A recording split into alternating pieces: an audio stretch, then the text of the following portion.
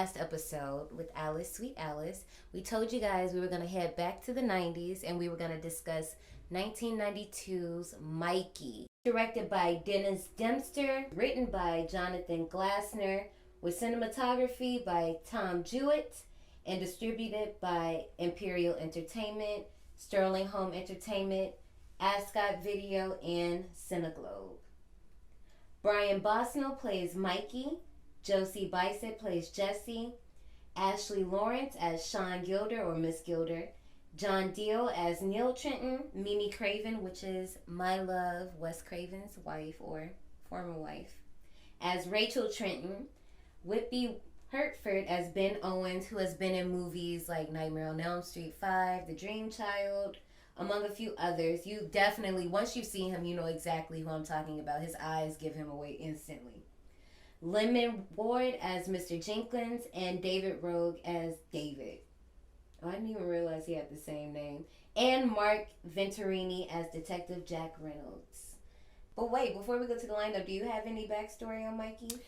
No, all I know is that it's low budget and it was released straight to video. I couldn't even find a budget on this. So Mikey is actually considered to be one of the video nasty videos, which is actually I don't know how to describe video nasties. It's just one of those things that are forbidden. Like, people really don't mess with it, and it's just because, like some of the other movies we've talked about previously, people aren't used to seeing kids like this.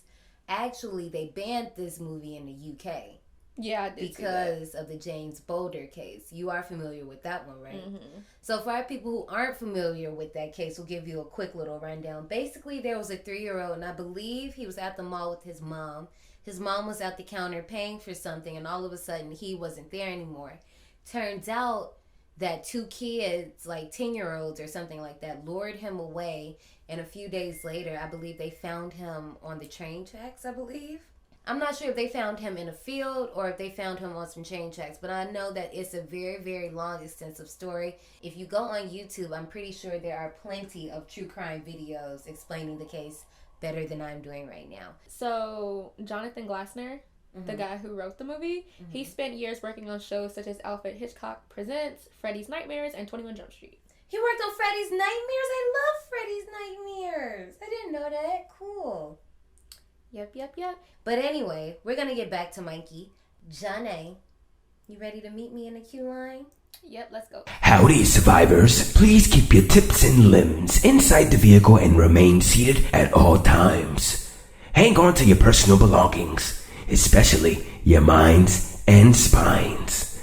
'Cause this here's a wild ride. Johnny, I'm scared. you want to go to the queue line with me? Yeah. Okay. So in today's queue line, Mikey is going to be our last movie review for our Kids in Horror Month. And I figured our queue line would be a little fun today if I did a little game with Johnny. While we wait for this movie. She's totally scared. Actually, while we wait for this ride. Right. So check this out. Johnny, I'm going to name the names of different kids in horror. Some of them might be badass kids. Some of them might not be badass kids. I want you to tell me what movie that they're from, okay? Oh, God. I'm probably going to fail. I'm going to name 7 names, okay? I'm going to go one at a time, so I'll say the name and you can guess, okay? This first one should be super easy. Gage. I don't even know half these children's names. You want a hint? Yeah. Stephen King. Oh, character. It? Nope. It wasn't It? Nope. Gage Creed. I feel like I know this. You do. But it's not coming to you me. do. It's not coming to me. I really like this movie. They just remade it in 2019. Oh, Pet Sematary. Yes. That's the only thing I knew it. I see the little boy face in my head. I was like, Gage. Okay, our next kid is Reagan. Oh, The Exorcist. Yes. That's my movie. Especially because I used to go to the steps all the time in DC. Oh. Remember when she fell out the window and landed on the steps? Why did I just never put that together that I live here And that's there. We have to go. Okay. Don't distract me because you got to get this right. Okay, so you got 2 for 2. Okay? Isaac and Malachi. This don't sound like a movie I've seen. I think you picked it in your list. Actually. Oh, Children of the Corn? Yeah.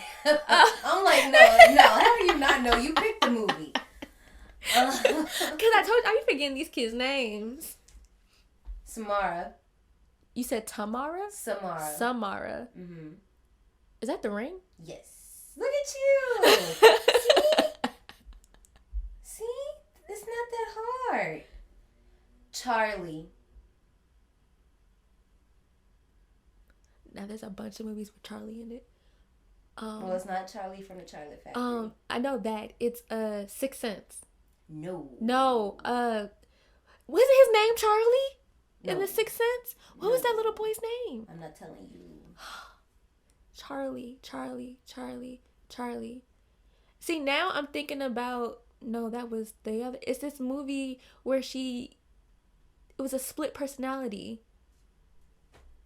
And I can't think of it. I don't know. I'm thinking of like another movie where the father had a split personality. Her last name is Graham. Charlie Graham. Oh, see, now I'm thinking it was a boy. I probably should have said it was a girl. Charlie Graham. Yeah, I don't know. The answer is Hereditary. Hereditary? You haven't seen Hereditary yet? No. Oh, sorry. I haven't even heard of that. I was like, what is Hereditary? Okay. Henry Bowers. This is number 6. Henry Bowers. Henry Bowers. You actually said this one. This sounds familiar. You definitely Oh, said The Sixth this Sense? one. No. It? Yes. Oh. D is correct. Okay, Johnny. You've made it. You've gotten 5 out of 7. You're doing so good. This next one. Oh, it's the last one? Yes. This is the last one. And it's going to be a little toughy. I'm so sorry. Oh, gosh. Who is Samuel or Sam? That's the movie that I was just talking about. With the split personality. Oh my god! That's the movie. Hide and Seek. No. No! Dang it. I feel like you in the ballpark though. Oh my gosh. I feel like I know this. Isn't that the movie with the little scarecrow thingy thing? I think you might be talking about the right thing, but it's not a scarecrow. But I can see where you got that. I literally just saw it in the Halloween store. That's a cool costume what they did. No, it wasn't a costume. It was like one of the little decoration type things that you can buy and stick outside. It was kind of creepy. Oh, that's scary. If you're correct, that's scary. I can't think of the name of the movie though. Sam. What's Sam's last name so I can help you out? I don't even know if they say it. With the scarecrow and the pumpkin, you just did the Halloween costume. Oh, no, not that one. Oh. No, not Sam. Not from Trick or Treat. No, he is a little baby, but no, not him. Dang it. I don't know. Sam is from the Babadook. The who? The Babadook. You haven't seen the Babadook? Well, I mean, 5 out of 7 is not bad, Johnny. I've never heard of those 2 movies, Hereditary and The Babadook. I'm like, what? Hereditary is going to rock your world. Babadook, yeah, but Hereditary is going to fuck you up. I've only seen it twice. I know all about it, but... Do I need to watch it in the daytime? It don't matter when you watch it. It's going to fuck you up anytime. Oh my gosh. Like, you can watch it in bright daylight and still be like... Because my butt be watching these... I've been watching these movies at like 12, 1 o'clock at night when I'm finally done doing all the stuff that I need to do. Okay, watch Hereditary at that time if you want to. Mm-mm. And it's like people at home, like, you guys know, if you've seen Hereditary, you already know, like, it start off slow, but once it hit the ground, it's Sonic. It just take off. Like, say it to BJ and see how he react. Just say what you think about Hereditary. I haven't seen it, though, so he don't spoil it for you. But just watch his face. So, with that being said, guess what? I think it's time for us to get on this ride. When we come back, guys, we're going to be talking about 1992's Mikey.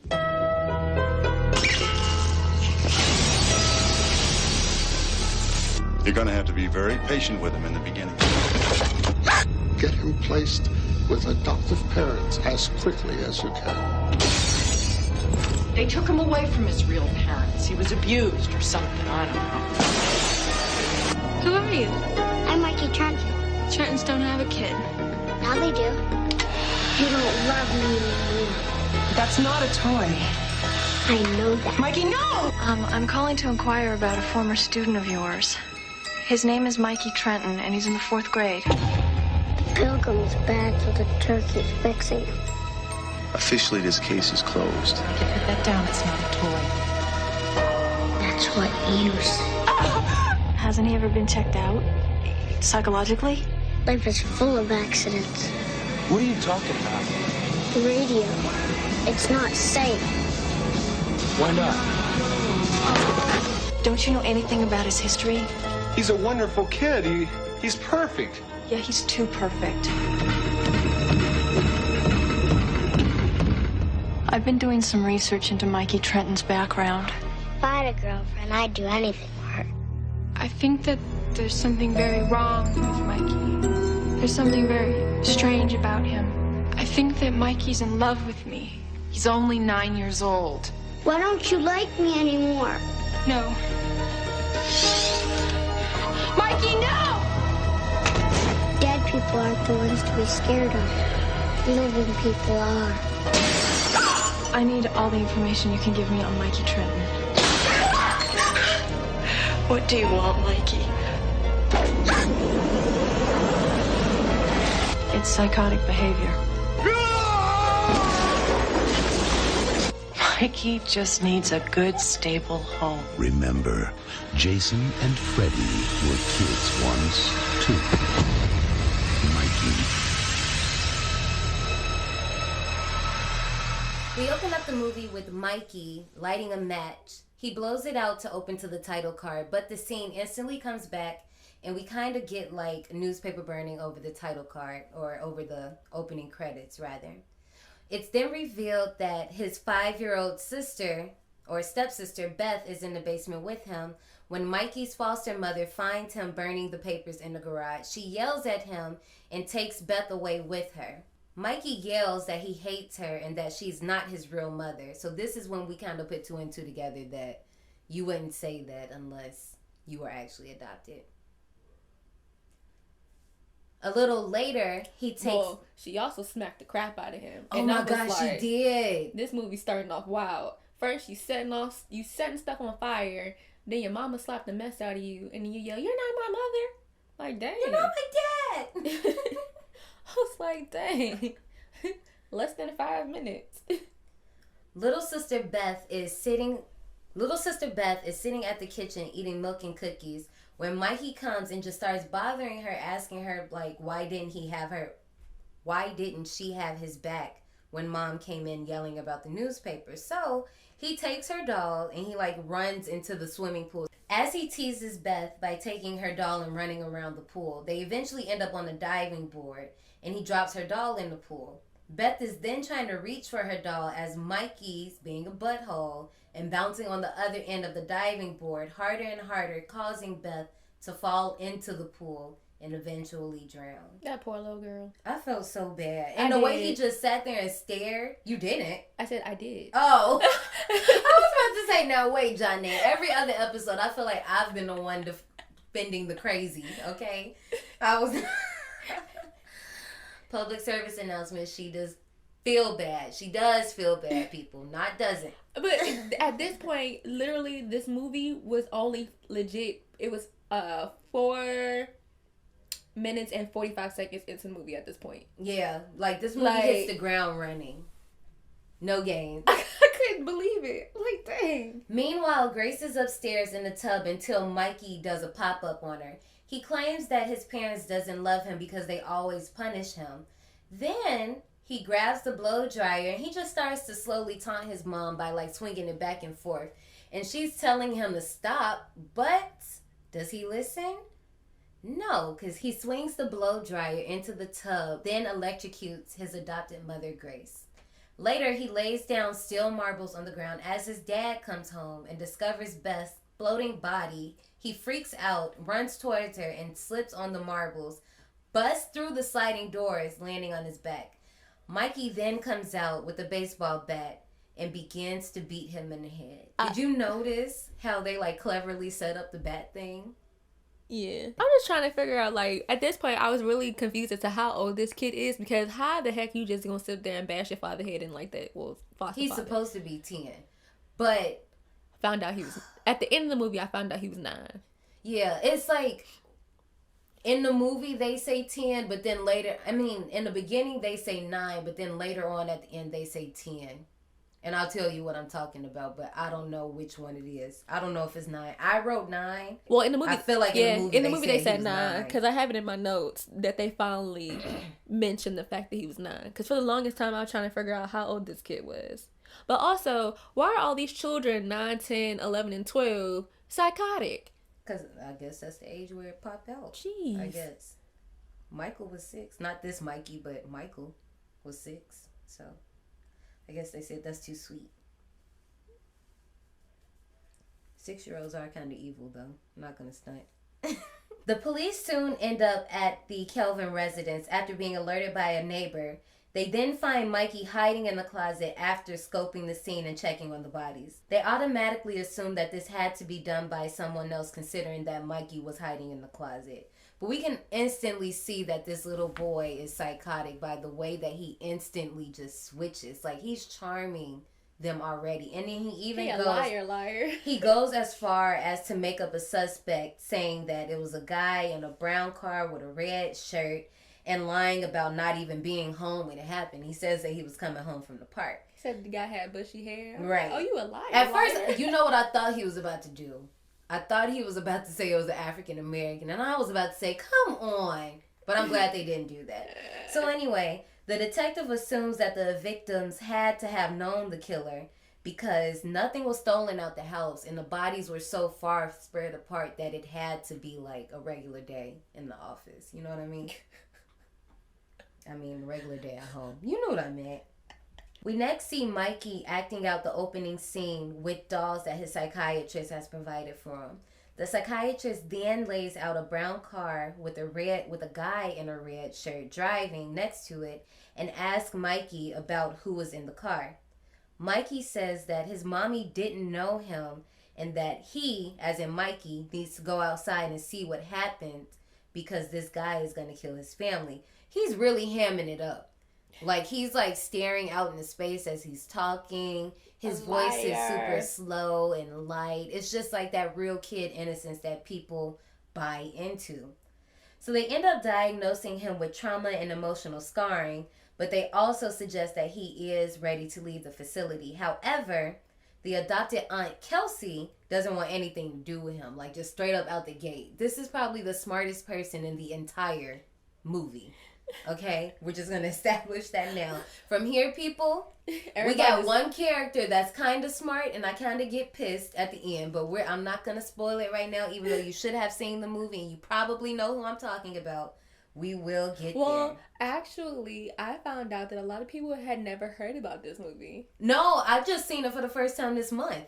I didn't hear about it until after you told me about it. Like, and it was like I kept seeing it. I've seen this cover plenty of times and just never looked at it. But then I was doing a challenge for October and this kind of fell into the category and I was like, well, just forget it. I haven't seen it. I was trying to watch movies I hadn't really watched or seen before this year. So I'm glad I watched it. But anyway, we're now following Neil and Rachel Trenton, which are going to be the new adopted parents of Mikey. And they're meeting him for the first time. So wait a minute, let me talk about how Neil hands Mikey this bag. He hands him the bag, but it like opens. But then the second thing, I'm like, You dick. When you meet a kid for the first time, you get on their level. I know some people don't deal with kids, so they probably don't know. But if you want a kid to trust you and interact with you, you have to like get on their level to make them feel comfortable, I guess is the best word I'm trying to say. But I know it's a movie and I shouldn't read that much into it. But anyway. The whole time, Mikey kind of looked like a little Chucky doll in that airport. And I was gonna bring that up in the end. I actually have a little thing about that. So as they're meeting each other, Mikey points out that his bag is coming. And the first thing I point out, why the hell does he still have that bag? I said the same thing. They didn't collect that for evidence? No, he probably hid it. So y'all didn't do y'all job. Basically. Because I also want to know, where did he hide that camera? Because how did y'all not find that camera or that bag? Mm-hmm. But that's what I definitely wrote down. I was like, not bringing the bat he used to bash his dead foster dad. But he also gives us a cute little pun here. So his dad was like, see, I knew he liked baseball, so do you like to pitch? And Mikey goes, yeah, but I'm a better hitter. I'm not going to talk about it now because I'm going to try to stay on track so we can get through the movie and then do our little tidbits after. As the Trenton family drives home, Rachel is kind of showing Mikey like his new neighborhood, and I guess they like drive past a pool or something. And I don't know if you caught this really dark joke that Mikey makes. He says, oh, I think I'm gonna like this because swimming is my favorite thing to do. Which means you could have saved your sister. Oh, it was something about the lake. Yeah. Because they have a lake behind the house. Yeah, I'm like, so you could swim this whole time, so you could have saved her, or at least like, I don't know, something could have been done. I'm pretty sure that was supposed to be like a dark, something alluding to him killing Beth. So then the next thing I noticed in this next scene is the music. This movie is very 90s USA vibes. With like, Lifetime channel acting. Yes. I was like, what in the world? It reminded me of like those movies, or not even movies, like those scenes that you used to watch in school that try to teach you a lesson. Yeah. That's exactly how the acting is. Have you ever seen that one that they show you about driving drunk and he like dies, but then he sees himself dead? You never, girl. I know some of y'all know exactly what I'm talking about. I had to watch that in driving school, and this is exactly. It had that same music, the same. It's definitely acting. Giving after school program PSA, something like that. Oh my gosh, definitely. So when they get to their home, they're greeted by their neighbors, the Owens family, which they're just waiting inside. So I'm like, who let y'all in? Were y'all in there the whole time? Anyway, 90s logic, doesn't matter. We meet Mrs. Owens and we meet Ben. And we're also told that there's an older sister named Jessie. The boys explore Mikey's new home, and this is where we also learn that Rachel creates and tends to aquariums. And we also learn that Mikey is starting to take an interest in these little baby fishes, saying that he wants to take care of them. I wasn't really sure. When I first seen it, I was trying to see like where they gonna go with that plot line. I kind of thought it was gonna go somewhere else, because they started talking about they're separated because that fish eats its babies. So I was trying to see, was there like a parallel there, but I don't think that really goes anywhere. We also meet Sean, or Mrs. Gilder, which turns out to be Rachel's best friend and Mikey's 4th grade teacher. Rachel and Sean talk about Rachel's anxieties about being a new mom and adopting a kid, especially one like Mikey that has been shuffled around, which we don't learn in the end of, during my research, I learned that the Trentons is about the 3rd or 4th family that he's been to. Not the 3rd or 4th. Excluding his original family. Dang. Because she says like he's been shuffled around. So we only seen him with the first family, the Kelvins. Yeah, I thought this was like his second family. But apparently this is the 3rd or 4th. So we don't know which one it is. But either or, right, that's a lot. And then I also felt bad for them when they were like, oh, I had been trying for 5 years. Like, you waited for 5 years to have a child, and you don't know that you just ended up with a maniac. Oh, that is sad when you say what, especially when you say it like that. That's the first thing I thought of. I was like, wow, they have no idea what they're in for. So Sean just reassures Rachel and just tells her that she just needs to love him. And Rachel agrees, just saying that he's no different than any other kid. Oh, child. Anyway. So you thought. So as Neil and Rachel tuck in Mikey for the night, he charms them once again because clearly when they first met, he asked them, like, what do you want me to call you? And they're like, you can start with Rachel and Neil, which is basically a way for us to learn their names. But as they're tucking him in, he's like, I love you, Mom and Dad. And that's supposed to, oh, he's such a sweetheart. He loves his home already, That little spirit. So then we cut into a scene into Neil and Rachel's room. And the first thing I noticed was this bed. How 90s were those bed sheets? They're cheetah print. First of all, they're navy. But then it has like a cheetah print stripe on it. You didn't notice that? That was the first thing I was looking at. I was more focused on what she had in her hands in the bathroom. I thought it was like a pregnancy test. A pregnancy test? Yeah. That's what I thought it was too. And I didn't care to rewind it to see what because I figured that I would find out when I read up after I watched the movie. Because I was thinking, so with the pregnancy box, I was thinking that she was about to have another kid and then Mikey was about to get jealous and all that stuff, but it didn't go anywhere. Which would have been cool. That would have been a cool movie to see. I have no idea what's going on in this scene with Neil and Rachel. I couldn't hear a thing that they were talking about. I just know that they end up kissing. And I literally wrote whatever this scene is with Neil and Rachel kissing. But anyway, we check in with Mikey and we see that he's still up going through all the toys in his room. This next scene threw me all the way off. We have Neil and Mikey and they're dressed as Native Americans out in, Johnny, you said they're on a reserve?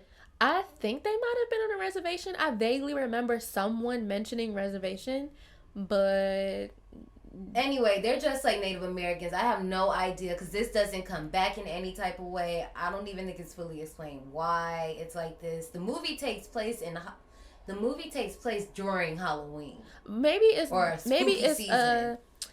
just their outfits that they have to wear for target practice. I don't know. It just might be just related to target practice, but either way, it's kind of especially now. But I could be putting my personal feelings into it, but we won't go there. Mikey asks Neil if there had been another kid in their life, considering all the toys in this room. And we get more exposition on how the Trentons really couldn't conceive and they actually wanted Mikey. So then as they go back, per usual, they go back to shooting the targets. And the biggest red flag is how Mikey just shoots a bullseye on the first try. Like flawlessly. His aim was scary. His aim was scary. Very, and too accurate. We then cut to Mikey's first day in school, and I think it was so cute that Ben was so excited to see him. He was like, "Hi, Mikey." I was like, "Oh, kids are so sweet." So this is when I noticed that it had to be around Halloween because of the Halloween decor. So while they're in class, Mrs. Gilder calls on one of the students for show and tell, which leads to Marble Time. So Marble Time, I have some reservations about Marble Time. It's explained to us that when the students do something special, they add a marble to like this bucket. So the bucket is like weighed, and when it weighs a certain amount, it causes like a mousetrap type situation and opens this door, and you get a prize. Marble Time. Marble Time. Okay, that's fine, but this is my problem. Because I got a real problem with this. Because later in the movie, the door opens and one person gets the prize out. So you telling me my whole class got to do all this work and I might not get the prize? I'm serious. Yeah, that is a little bit off. I didn't even think about it that way. I just made note that the fact that it was like an elaborate contraption just to open up a prize door. Like, that thing was elaborate. It was, like, very, like, Rube Goldberg. It reminded me of all the daggone TikTok and YouTube videos and people setting up the little contraptions to make the ball go somewhere. I actually watched those. No, I like those. I feel like if you spent that much time setting it up, the least I could do is watch it. The least I can do. So while the boys are walking home, Ben suggests that they cut through a cemetery for a shortcut. And this really made me think of the scene from The Good Son when they did the same exact thing. It was so funny. He was like, I know a shortcut through the cemetery. You scared? No. You sure? Okay. As the boys walk through the cemetery, Mikey talks to Ben about how it must be sad having one parent. This is how we find out that Ben doesn't have a dad. He's passed. As this is going on, Mikey is asking Ben all these questions like, did you see him die? Like the Good Did Son. you touch his body? Literally, like you said, just like the Good Son. And I said, wow, this is like the scene from the Good Son. Mikey gets upset when the tables turn and Ben starts to question him about his parents. And he says, my parents are dead. And why did you say that? And Ben's like, well, I mean, considering you're adopted, I mean, I kind of just assumed. I mean, that's illogical. It is, because I mean, it's either, I mean, if they not dead and they still here, which one is worse? Would you rather your parents be dead or they be here and you're adopted? I guess depending on the circumstance. Like, if they weren't fit to take care of you, I guess that's different. But Mikey takes off and abandons Ben. While Ben is looking for Mikey, he finds him lying on a newly filled grave. And Mikey says this line about dead people aren't the ones to be scared of, living people are. And I literally wrote that down and I was like, what the fuck? Especially the way that he said it. First of all, he jumped up and scared Ben. Then put his arms behind his head like he relaxing and says, dead people aren't the ones to be afraid of. Living people are. And okay, I'm just going to say this now. I was going to wait. This movie, it goes back and forth from being creepy and being cheesy. Like, that line right there, like, I didn't need that. Like, we already seen him murder his entire family. Like, I already know you're crazy. I don't need you to do this extra. And I think it could be just the way that it's delivered. Like, it's too creepy kid. Like, it's too on the nose. Well, I can say that he actually nailed the creepy kid in this movie. But in certain parts, like, when he speaks, that's when I don't like it. Like, it's a line at the end that really upset me. And it's a few of them that he delivers. But I don't know if it's, like, the delivery or what it is. But it's certain scenes that he does really well with being creepy and making you really scared of him. Like, yeah, no, I'm not... No. And then there's other ones that you're just like, what is he, a Chucky doll or something? Like, he's literally spitting out these lines like Chucky. Yeah. Later on, we find Neil and Rachel, and they're analyzing Mikey's drawings like they're reading a Lipschitz book from Rugrats or something. And Neil tells Rachel that water means that he's adventurous and broad-minded. And basically, the picture that they're looking at is... Yeah, I didn't even look at it. What was it? It was basically he drew the fact that he... drowned his sister. That's what I thought. I don't know if I was writing notes, but it went by so quick, and I seen that it was water, and I seen something pink in it. Yeah, so it was... And I was just like, okay, it was water. The little girl in the pool that drowned. Meanwhile, at the Owens house, Ben and Mikey are playing with Butch, the family dog. Oh, look. And then... So, I actually put, like, wait, they didn't disclose the fact that his previous foster parents mysteriously died. They can't do that. But then later on, I found out it's a closed adoption. That the case was closed, yeah. But I wouldn't want to do a closed adoption because clearly. Right. At the Owens house, Ben and Mikey are playing with Butch, the family dog. I'm not sure what exactly happens, but I guess the frog somehow gets out of Ben's hand and he chases him down the hallway because Rosie the cat is now chasing the frog. As that happened, Mikey happens to find a picture of Jessie. Can we talk about Jessie's outfit? Did Sis just take that picture yesterday? Because it looks like, I kid you not, it looks like one of these little TikTok Vasco girls. Photos. Like, she has like are back in style. She has a burgundy crushed velvet. It looks like a bodysuit in my opinion. I don't know how to describe it. It's kind of like a corset vibe. Then she has like high-waisted jeans. But then the filter of the photo, it's not a filter. But it's that definite 90s filter that we all use now on IG stories and stuff like that. History repeats itself. Trends come back around. Right. So back at school, we see that Mikey is actually cheating in the marble jar. He's like putting more marbles than he's supposed to, which Sean catches him. And she tells him that she won't tell on him, but she makes him promise that he has to tell. We later follow the Trentons at the zoo, and this moment is all 90s. I don't know if you ever had zoo books when you were little. Yeah. This is exactly what that is. Like, even the shots of the animals was all types of zoo books. So anyway... There's an older couple that's sitting at the pond, and they, the wife leaves her purse, which Mikey charmingly comes and returns it. As Mikey declines a reward from the husband, the couple continues to gush over how sweet and charming Mikey is.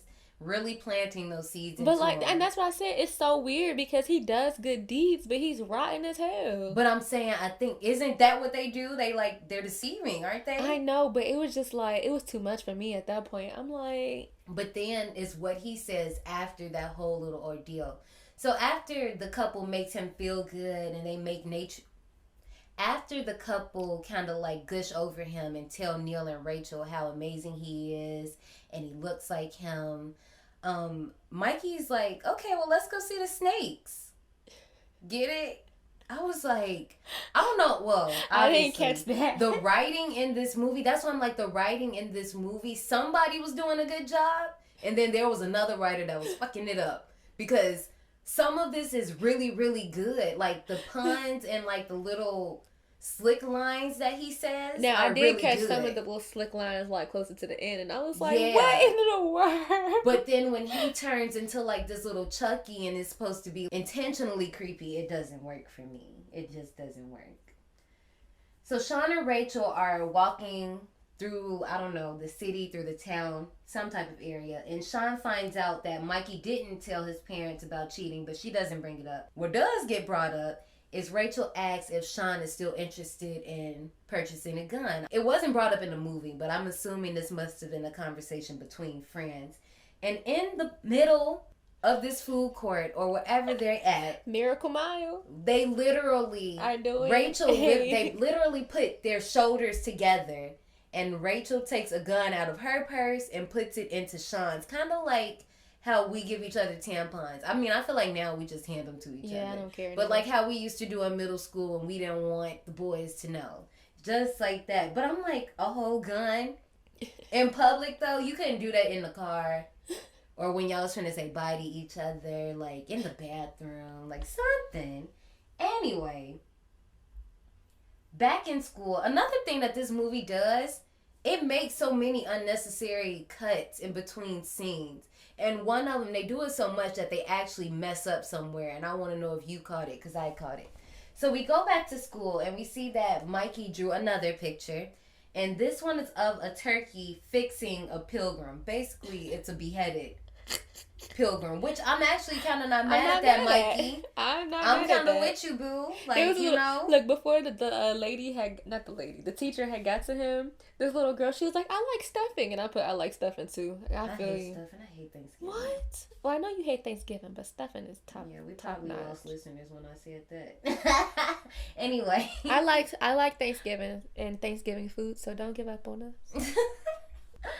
So she shows the drawing to Mr. Jenkins, and he dismisses the drawing, even though Sean believes that Mikey could be suffering from unattachment syndrome. He's a douche. Yeah, I'm like, I hate when people do that. Don't tell me to look for all these red flags and all of these signs, and then when I give you the signs and the red flags, you give me this rigmarole about how I'm wrong. I'm actually glad that she stuck up for herself, though. Because, you know, most people, well, not most people, but like in most of these movies, most of these movie people, they would have just like went along with it. But she stuck to her guns and was like, why did you make us do this if you're not going to uphold your end of the deal? Right. We cut to a scene of Mikey playing outside, but it's also mixed with cuts of Rachel watching him play outside.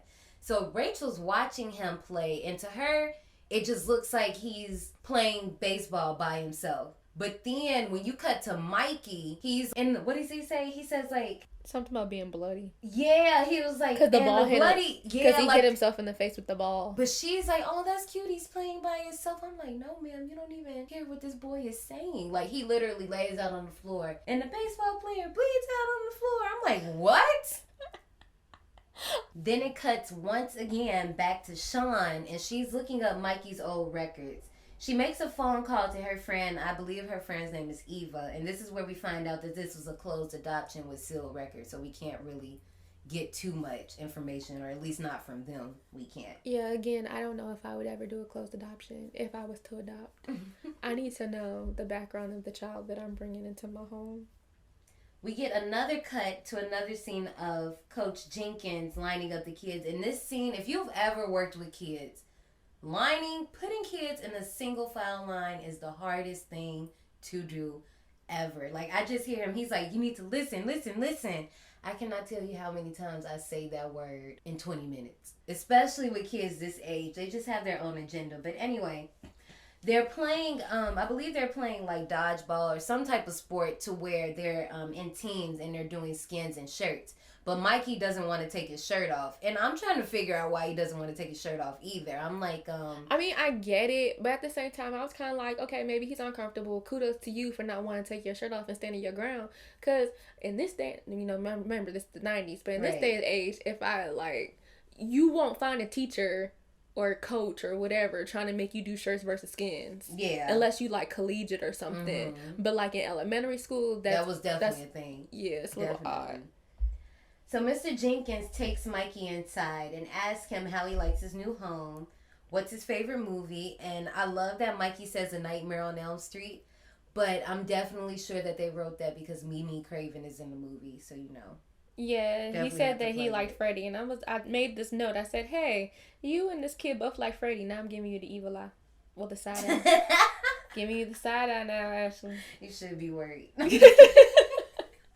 If I pop up missing, it was her. It's like, no, it wouldn't be her. It'd probably be my ex. But right, okay? Drop that info. So, Mr. Jenkins is basically just trying to find out why doesn't Mikey want to take his shirt off. And I think it's basically alluded very lightly that his original parents were abusive and he has scars, basically. But Mikey averts the question by asking Mr. Jenkins about this skeleton, this random ass skeleton. But that happens to be a 10-year-old boy's body.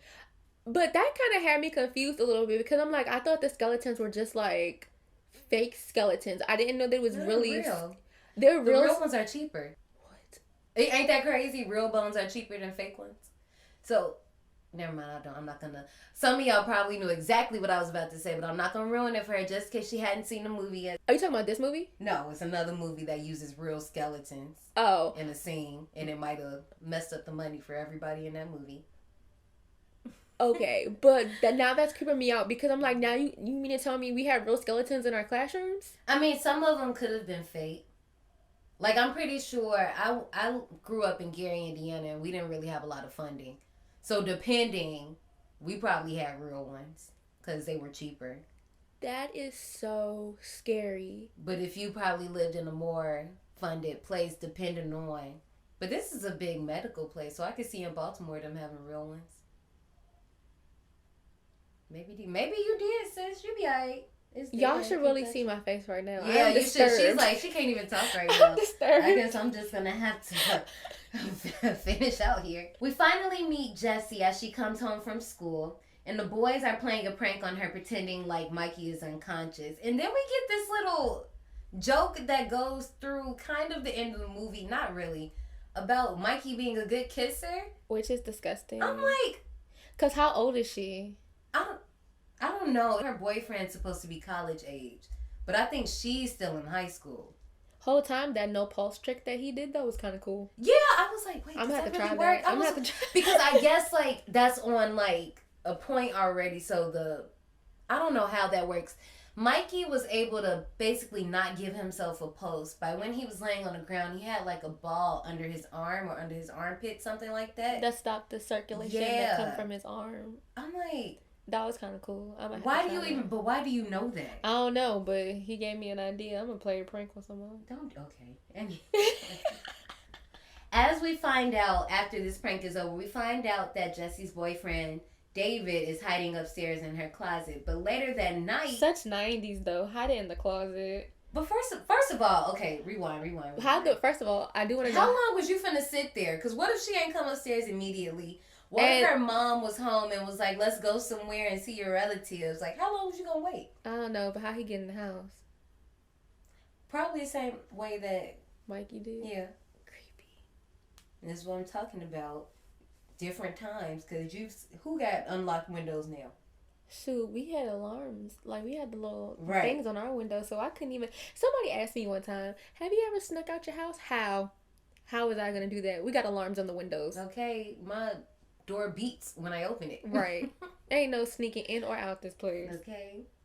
Later on that night, this boy is never in the bed. He is creeping out, crawling up the tree, up this ladder, into Jessie's room. And I'm thinking he's just gonna, like, watch her in the window. No. This boy literally gets in her room, stands over her, and watches her until he kind of, like, gets startled by her moving. By then, he moves under the bed. And that's exactly why I have a lock on my window, even though I am not on a ground level, because Nakers is creepy. So I have a note here. When Mikey goes under the bed, did you notice that Butch, like, hops past him? Yeah. I was like, wow, they still ain't catch that frog. So Jessie wakes up and she gets up and she walks towards the window. You didn't notice that big ladder? She closes the window. He climbed up the tree. Oh, I thought there was a ladder. He climbed up the tree. Okay, I seen him climb up the tree, but maybe it was like the sliding in the window that made me think that it was a ladder, but it was really like the pane, window pane. That's what I was trying to say. It's one of those windows that slides from left to right instead of opening from top to bottom. That's why I thought it was a ladder. Or bottom to top. So I don't know when this happens because the cut is kind of weird, but we get a scene of Mikey feeding Butch to a fish. And I'm not sure if that was in Jesse's room or did he go back home with the frog? Because he went back home. I was very confused. I couldn't figure it out. The next day at school, Mikey spells assassin correctly. With the help of that little boy. What's that little boy name? Ben? Ben, yes. Yeah. With the help of... I was about to say Bob. He does look like a Bob. This earns the class marble time, which Mikey wins a watch. And that's what I was saying. Like, Mikey just got here. And that was a very extravagant prize dispenser. Like, it just did all this extra stuff. It was a balloon. Like, just to open marbles, all types of stuff. A door for a toy watch. So Mikey comes home to show his baby fish his new prize. He says, I know you guys don't know much about time, but here is very important to us. And I was trying to figure out, like, is he trying to, like, subtly say that somebody's time is about to run out? Mm-hmm. Like, stuff like that is good, because you don't know what does that mean? It's creepy. And he's saying it regular, like, he's not trying to be scary. You know what I mean? Sean then calls Mikey's old school after he won the spelling bee. He said that he won the spelling championship in Oklahoma City.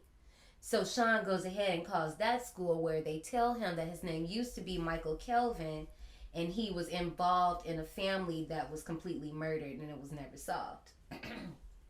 Mikey then watches from his roof as Miss Owens and Ben leaves and pops up on Jesse, acting like he didn't know that Ben was there. She then offers to take him on a boat ride, which is, this scene, it wasn't weird, but then it got weird. Because she's like talking to him and she mentions again about this whole good kisser thing. And I'm like, why do you keep bringing that up? She was 15. Yeah, but still, it doesn't matter. No, I'm just saying, now in her age, she's 15. Oh, yeah. You know, I know it's funny, you asked, and then it's later in my notes, but I was just like, yeah, whatever.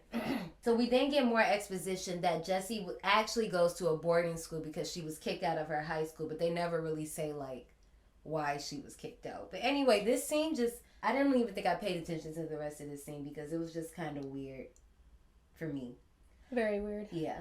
Mikey is then watching the murders he recorded, but my thing is, then she told him, you can look but don't stare. Yeah, that's what I'm saying. Like, the scene gets really weird. Like, Jessie notices that Mikey is staring at her. Obviously, she's in the bathing suit. She jumps in the water from the boat. It's like a little paddle boat. And then she gets back in. So obviously she's wet, whatever. And he's just staring at her and she notices. And she goes, well, it's okay to look. Just make sure you don't stare. But when those other girls start to look, something about treating them right. And I'm like, what is this scene? Anyway. Weirdo. Later on, Neil is coming in to tuck Mikey in for bed. But when he comes in, Mikey's watching the video of the first family getting killed. Sorry. I'm laughing because it's hilarious to me because he was like, what you watching? Oh, just a horror film. And I'm just like, okay, now, I'm not judging Mikey for watching horror films because clearly me and John, they watched them as kids, which is why we're doing Kids in Horror Month. But it's funny as because a parent, you check and see what's on the screen. But he cut it off. I don't care. No, makes me. Oh, the dad cut it off. No, Mikey cut. He said, "Oh, just a horror film," and then cut it off. But that means I need to definitely check it because you wasn't supposed to be watching it. I'm laughing so hard because of the fact that he recorded himself killing his family and then sat up there and called it a horror film. I'm so weak. And then calls it Mikey's funniest home videos later. Yeah. I'm like, sir, no. Get help. Come on. Later on that night, he goes back to peeping and recording Jessie, but gets upset when he finds out that he's really about to watch her and David do the nasty. So they kind of give us a little scene here I was not ready for. But anyway, yes, we see teens have sex all the time, but I don't know how old they were doing this. Normally we see grown people playing teens, so who cares? I don't even know if I even saw her naked, but at the same time I was writing notes, so if I did, it wasn't her that was naked. It was somebody else who had her boobs. It was the other mother who had her boobs. Okay. Later on. Oh yeah. You're right. So Mikey smashes a window in order to interrupt them as Jessie goes in to check. Oh, no. I'm jumping ahead. Mikey smashes a window to interrupt them. As David and Jessie go out to check and see what happens, they see that no one's there. But Mikey is in the bushes, and all of a sudden, we hear a cat make that cat noise that we all know is not a good cat noise because he killed the cat. Mikey killed the cat. He then stages Rosie under David's tire to make it look like David ran Josie over after he's asked to leave by Jessie because she's spooked out by the night's events. I still can't. I'm like, he ran over that dead cat. But the thing is, he taped the whole thing once again. Like, all of this is getting taped. First of all, where are you getting the tape for this, son? Second of all, they not asking him what's, because he has to be charging it. So they not asking him what's on this camera or no? Well, if you had saw at one point, the camera was set up recording the fish tank. So they probably just think he's recording like innocent things. Probably. Dang, he's smart. Well, we then see Mikey with the framed photo that we seen him with earlier. And I'm trying to figure out, when did he steal this photo of Jessie and David? You know what I'm talking about? Creep. Yeah. We cut to the next day at school where we find Mikey staring at a picture of Jessie that he obviously stole from the house. But while he's staring at the picture, he's self-mutilating himself with a thumbtack, like on his forearm, like just like pricking himself. Miss Gilder finds out that Mikey is just really distracted. So as she calls him up to the desk trying to figure out what he's looking at, she notices the scars and suggests to the Trentons that he should see a therapist. But they definitely don't want to hear it. Even though at this point, I think that Mr. Jenkins is in on the conversation too. Like, they're both telling him, like, your son needs help. But they get fed up and they leave. Again, parents never want to see the truth. Mikey loses it when he finds out that Rachel has sold the baby fish he's supposed to be taking care of. His acting, this tantrum, I hated it. It was abysmal. It was like, I hate you. It was just, I'm like, you were doing so good, kid. Like, so good. Anyway, he later brings her flowers for being the best mommy, or, trying to, like, make up for his little tantrum he did earlier. And it's almost like a repeat scene of the bathtub scene from the opening. He then twirls a curling iron while talking to Rachel and alludes to if he throws it in the water, it would be like an electric chair. That cat has a fascination with electrocution. Now, this is where I think that they mess up. There's a scene that comes back. Or, remember I said that. I'm going to talk about this so you can understand why this doesn't make sense. The next scene, we see that Mikey gives Jessie with the stuffed cat. So obviously this is the same day. This is just probably a little later, I'm assuming. David comes and they talk outside, and this is where David is apologizing and is basically begging for Jessie back. And of course, Mikey is eavesdropping, but Ben is with him too. Ben just thinks this is just like spying on my big sister. Mikey actually has a motive for spying here. Then another thing I noticed, and it was funny because as soon as I said it in my notes, they say it in the movie. And I'm like, the mom is never there. Because when you think about it, she wasn't there at night because she was at work. Yeah. Now it's playing day and she's not there. And as soon as I say that, Mikey goes, where's your mom? And Ben's like, she's at a friend. And he was like, she why? Was getting her Mac on. Right. And he was like, just wanted to know. And later we find out this is where... Because there's no reason why you are never at home unless you with a man. Or working. She could just be tired of her kids. I don't know. She's stressed. I'm kidding. We get another jump cut to Sean finding an article on the opening events She then makes another phone call to her friends to see if she can get a checkup call on this. We get another jump cut. As I keep saying, this movie constantly jumps from scene to scene to scene. Now it's nighttime and Jesse and David are in the jacuzzi. As the Trentons are going to check on Mikey, Neil suggests against it, saying that we should leave him alone and trust him. And with that, Mikey is able to sneak out for the night. Jesse and David are playing by the pool, and at this part, she pushes him in the pool. She could have hurt him. Did you see how close he was to the edge when he fell in? And then this is another thing I have. This is another thing I have to pick with movies. Why do people think it's okay to push people in the pool? What clothes am I going to put on when I get out? I'm just supposed to sit there wet? Like, she could jump in the jacuzzi with her clothes on because she lives there. I mean, you just got to give somebody clothes to drive home in. What is he going to wear? Ben's clothes?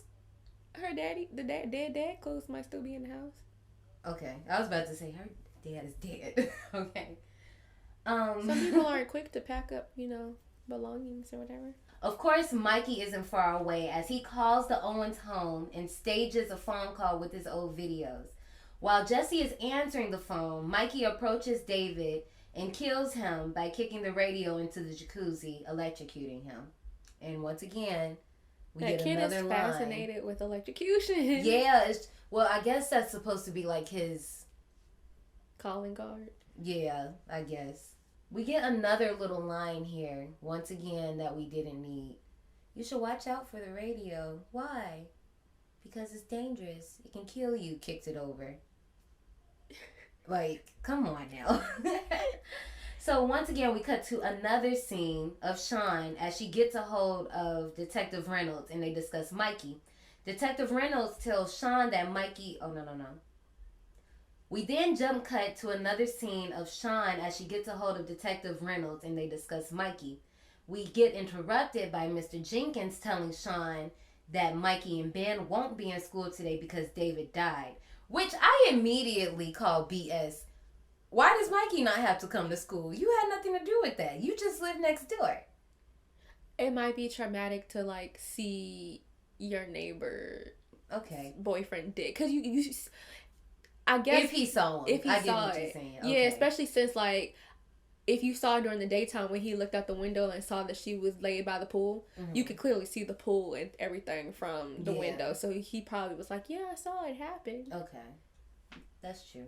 Also, did you peep that he recorded? Yeah, he literally records everything. Literally everything. Sure. Now, this people rewind. This scene right here is misplaced. Now remember, we just saw David die. Yeah. It was nighttime. Why does it cut to a scene of Rachel coming to sit at her vanity with the tub still filled with that blue water? And this is when she picks up the curling iron. That scene wasn't right there. Yes, it was. It comes right after David dies. I just watched this movie and I'm like, was this scene misplaced or something? It literally comes right after Mr. Jenkins tells Sean that they aren't going to be in school. And then she tells him that they need to talk about Mikey. And she's like, I'm going to talk to you after my next class. And then it cuts to this scene of Rachel coming to sit down at the vanity. Okay. Like she just got out of the tub. The tub is still filled with water. But we just seen the whole day go past. Maybe she took another bath. No.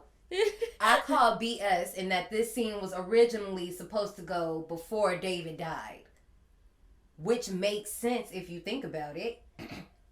I don't know. I'm not sure what happened here. That scene's not supposed to go there. I definitely know that at least they should have taken the water out of the tub. Then I wouldn't have said anything I think about it's it. I feel like...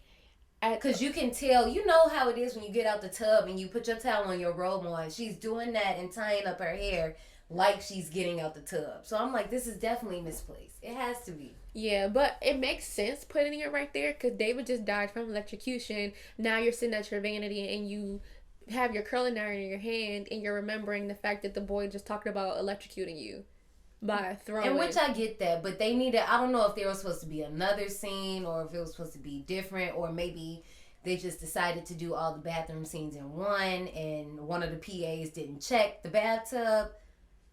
You don't get past me, movie. Anyway. In the next scene, we have Jesse and Mikey off at the dock. And she's like venting to him about David, which I get, you know, your boyfriend died. But this is a 9-year-old kid. Like, what are you talking to him for? Go talk to a therapist or go talk to your mom if you can find her. Anyway, Mikey says that David might be dead because he was punished for killing Rosie. And then he tries to push himself up on Jesse, saying, well, now I can be the only one you love. And now this is weirding Jesse out. She sends Mikey home, and she's kind of putting 2 and 2 together.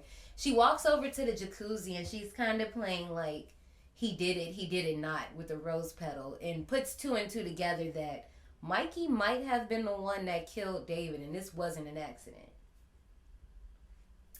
Jesse smartly goes to the Trenton's residence to talk to Rachel, and she tells him that she thinks something is wrong with Mikey and that he might have killed David. But of course, Mikey is not far away at all, and he's definitely listening.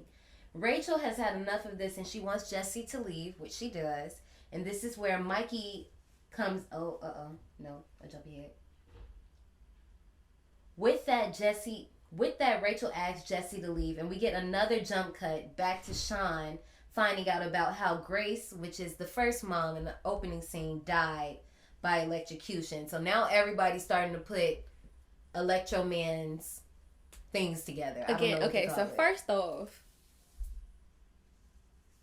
it's another episode of parents never want to believe when they try to tell them about their kids. And then also, did you see the hidden room like behind the bookcase? No. So it's like an alcove? No. So when Jesse had first came in there and looking for Rachel, and see how Rachel had came out that room with the towels in her hand? Yeah. That was a bookcase. You saw that, right?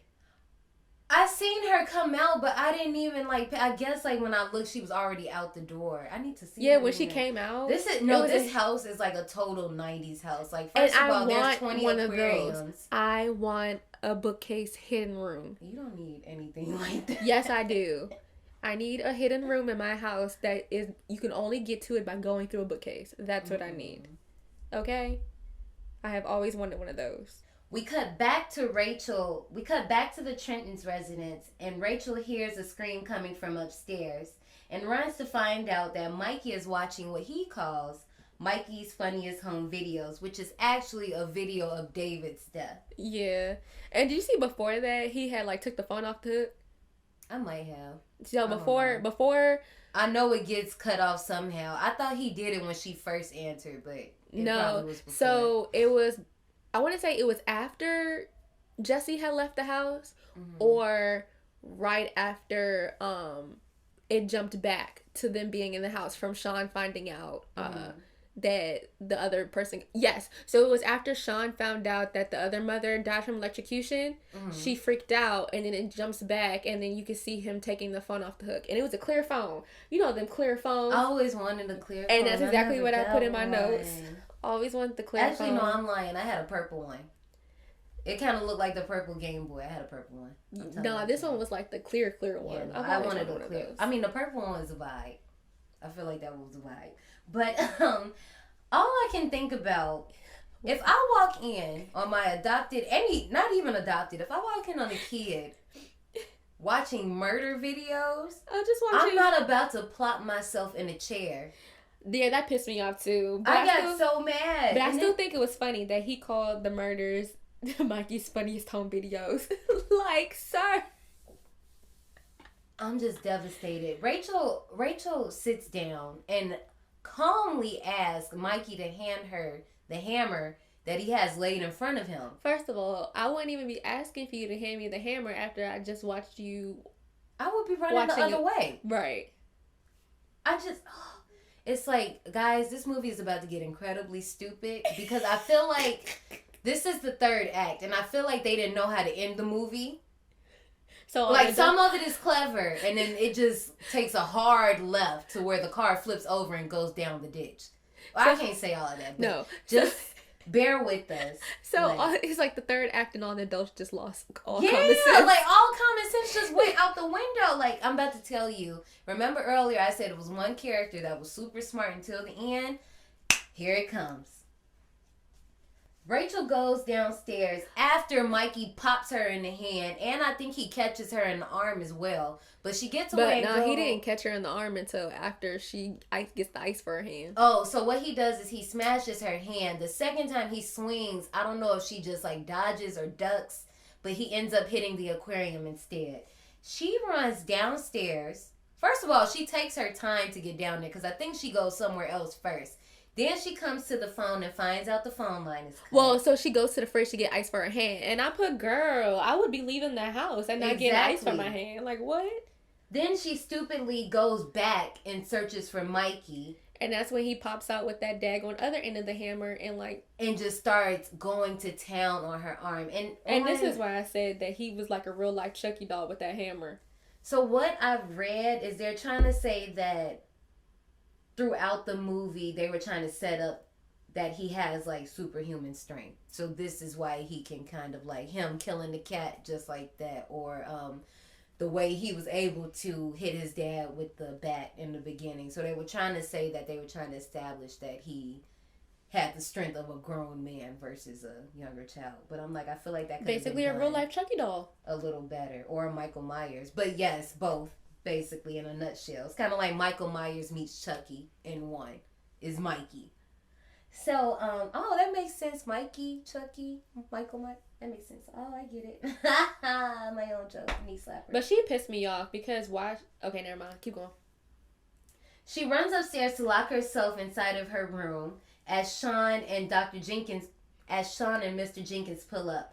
However, Mikey, as we've seen through this whole movie, Mikey knows how to climb in and out of windows and scale roofs. He climbs in through the window and attacks Rachel. No, that was a veranda. Like a balcony type thing, because that was a door. Did he not climb? He didn't climb? But where did he get there? How did he get up there? I don't know, but I guess they had like a balcony because he was on that patio door. I thought he like climbed, like, you know how, okay, I'm not telling on myself, I did not do this, people. You know how like in hotels, how like if the balconies are close enough, you can like climb over it and get into the other hotel room? Yeah. That's what I thought he like did, like opened his window and just like... Yeah, I don't know how he got James there, but he Bonded definitely got on that balcony. So Sean and Mr. Jenkins pull up as this is all going on, and Sean gets the gat out the purse.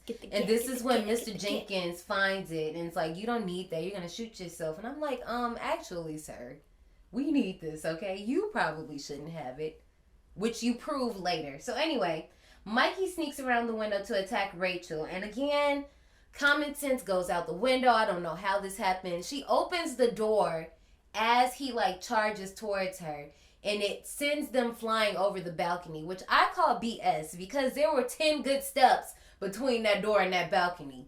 Yeah, she pissed me off because she just she stood there and just let him come at her with the hammer. And then after the hammer messed up, he picked up that piece of glass. Mm-hmm. I'm like, you just gonna let him run at you with that piece of glass? Like, what is wrong with you? So they fall over the second story, land on the stairs, and Rachel's throat is slit. Like, the glass is in her throat, and we don't know if Mikey's dead or if he's just unconscious, but he's there and he's not moving. So as Mr. Jenkins and Sean come in, they see the two dead. Mr. Jenkins sends Sean back out as I guess he's just scoping the scene. I actually really don't know what he does. He really just looks at Mikey, and I feel like he comes right back out. He checked the pulse. Yeah. And then saw that both of of course, you know, the mama didn't have a pulse. She had something jammed in her neck.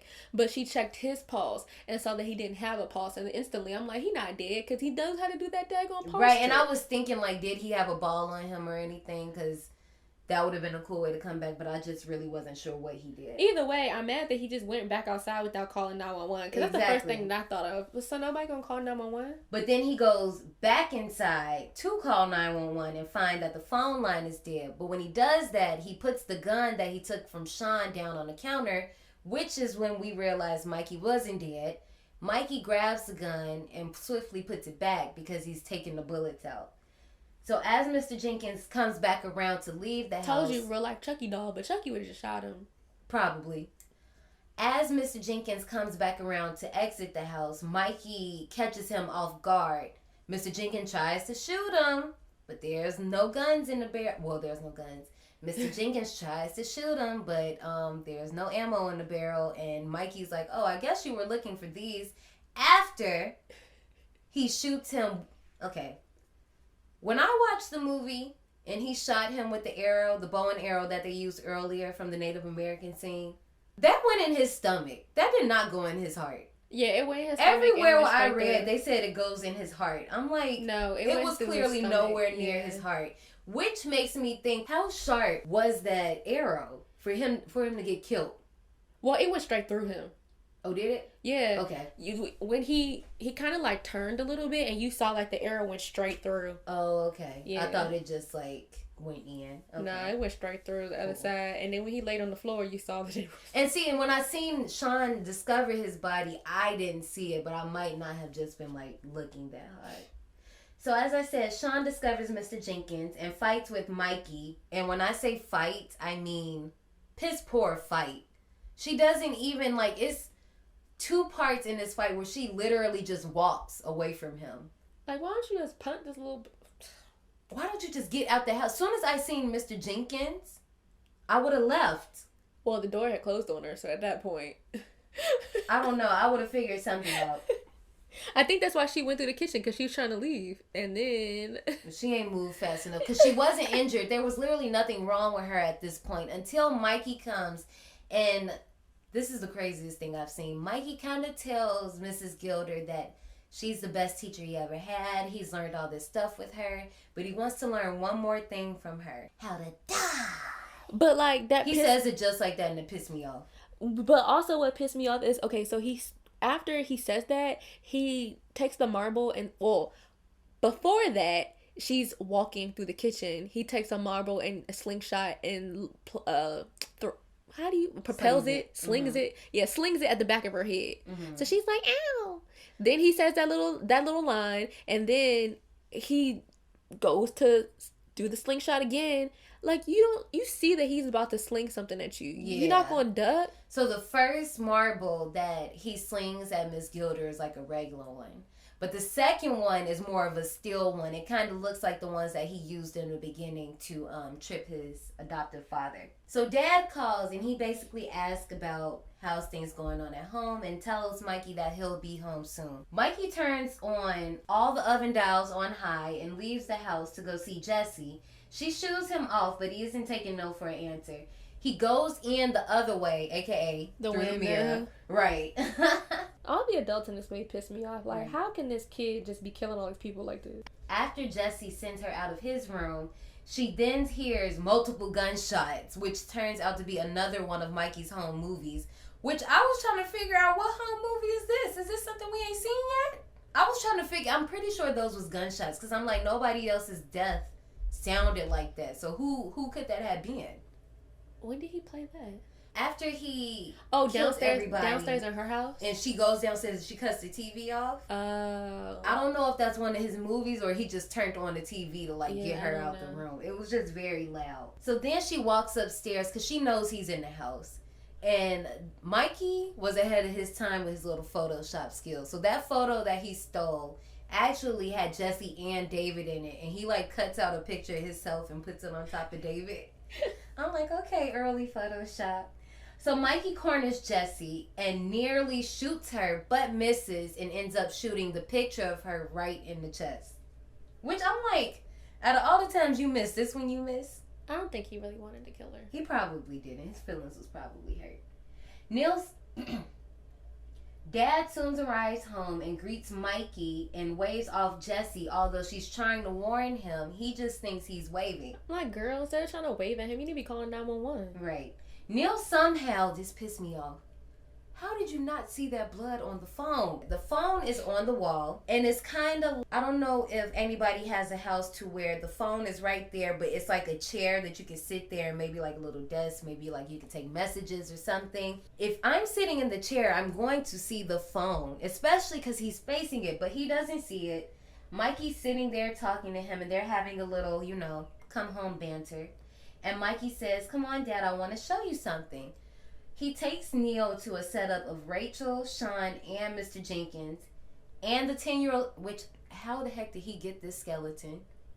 I don't know. That was weird. Yeah, anyway, it's a setup of Rachel, Sean, Mr. Jenkins, and the skeleton sitting at the table, and they're all posed as if they're having dinner. Man, this little scene tripped me all the way out because, first of all, how you set all them people up at the table? You really took the time out to set all them people up at the table. Yes. At that point, I was too done with this Then movie. left your house to go talk to Jesse to come back in time for your dad to pull up and think you were already in the house. And I'm telling you, at this point, I was so done with this movie. Yes, that's what I'm saying. This movie had potential, but I think it had just so many ideas that it didn't know how to effectively collide them.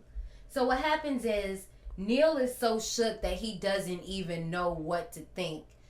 The way I interpreted the movie is we just get a cut of Mikey throwing a cocktail bomb into the house. Now remember, all the gas oven dials are on high. So now you got the house filled with gas, so it's an easy bomb. Yes, the house immediately blows up. Now, when I went back and read... That pissed me off, but that, like, took me out, too, because I'm like, you out here throwing a Molotov cocktail? Like, who are you and where did you come from? That? Like... It literally comes out of nowhere. You just hear Neil screaming, and it literally just cuts to Mikey just chucking the bomb towards the house, and it blows up. So obviously everyone is presumed to be dead. When I read the plot thing, whatever you want to call it, it says that Neil sees Mikey throw it. I'm like, I don't know what's true. I do think that he saw him throw it, though. You do? Yeah. I don't know. It was a lot going on. The house blows up, and we end the movie with the firefighters talking to the Owens family, where they tell them that everybody in the house was dead. They even found the remains of a 10-year-old boy, which we find out is a lie, because later on the next day, Mikey was found what? I was about to say, I knew that it was a lie because I just remembered from the skeleton. Because they said that the skeleton was of a 10-year-old. A 10-year-old boy. So that's why I'm like, it all comes back, but I still just want to know, where the heck did he get how did he get the skeleton from the classroom into the house with nobody saying anything? Yeah, that doesn't make sense. Anyway, we find out that Mikey isn't dead. Later on the next day, he was actually found walking up, like, I think they said like Route 20 or Route 40. And he was pretending to have amnesia. And now his name is Josh.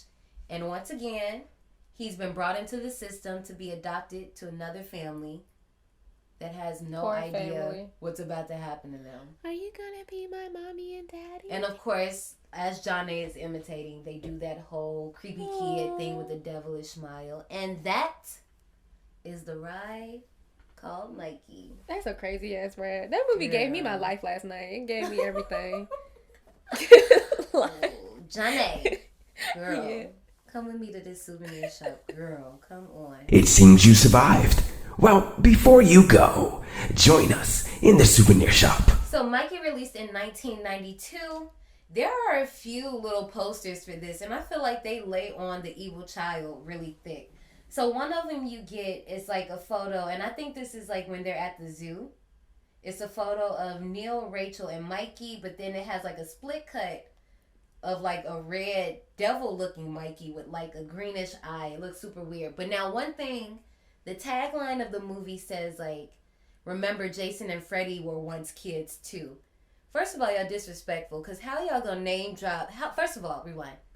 You have Mimi Craven in the movie. You name drop the movie, but you spell Freddy's name wrong on the cover. But then spell it right on the back of the cover in the movie description. Somebody's PA needs to get fired. Anyway...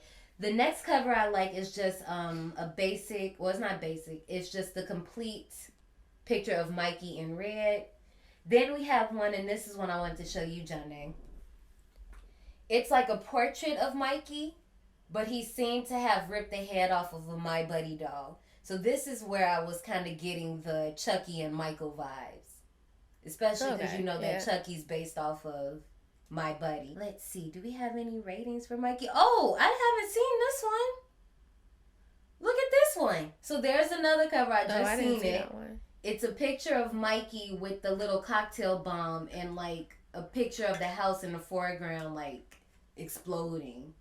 Wow. I see exactly why this got banned. Mikey has a rating of 5.7 on IMDb and a 46% on Rotten Tomatoes. Johnny, what do you rate Mikey? I'm going to give this movie a 90. Okay, 90? Yeah. 90 for the 90s? I'm gonna give it a 90 because this movie definitely, even though it was a little horrible acting at some points, this movie definitely made up for The Good Son tenfold. Yeah. Like, sorry guys. This movie took the cake. I was lit in my room last night like, what in the world? I do like this movie. This is my second time seeing it now.